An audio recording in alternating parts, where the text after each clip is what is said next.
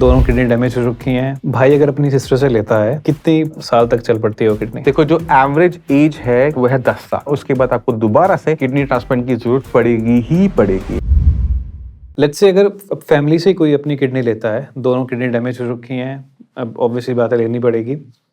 भाई अगर अपनी सिस्टर से लेता है कितनी साल तक चल पड़ती है वो किडनी? देखो, जो एवरेज एज है किडनी ट्रांसप्लांट के बाद वो है 10 साल। ओके। तो जो आप ट्रीटमेंट ले रहे हो वो 10 साल चलेगा। उसके बाद आपको दोबारा से किडनी ट्रांसप्लांट की जरूरत पड़ेगी ही पड़ेगी, क्योंकि जो आपने किडनी ली भी है वो भी फेल होगी ही होगी। क्या सिम्टम्स आने शुरू हो जाते हैं उस टाइम? सेम सिम्टम दोबारा से आएंगे, वही क्रिएटिनिन लेवल बढ़ेगा, वही यूरिया लेवल बढ़ेगा, वही बीपी बढ़ना शुरू होगा, वही सारी दिक्कतें दोबारा से आती हैं। लेट्स से किसी पेशेंट की एज है 30 ईयर ओल्ड, हाँ। ठीक है, उसने अभी ट्रांसप्लांट करवाया है, तो क्या 40 साल तक? बिल्कुल। अब 40 के बाद उसे फिर ट्रांसप्लांट चाहिए, बट ये हो नहीं पाता क्योंकि बॉडी इतनी वीक हो चुकी होती है कि 40 के बाद ट्रांसप्लांट करवाना मुश्किल हो जाता है। तो वहां पर हमें एक टफ डिसीजन लेने पड़ते हैं कि पेशेंट के लिए क्या चीज सही है।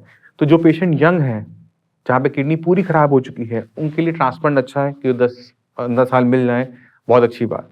कुछ पेशेंट ऐसे होते हैं जो 40s, 50s, 60s में होते हैं, वहां पर ट्रांसप्लांट अच्छा नहीं होता, वहां पर डायलिसिस पे बने रहना अच्छा होता है। मगर अगर डायलिसिस पे बने हुए हैं तो हमने क्या करना होता है कि डायलिसिस में वीकनेस बहुत आ रही होती है बॉडी के अंदर, तो हमें वीकनेस को काउंटर करना होता है।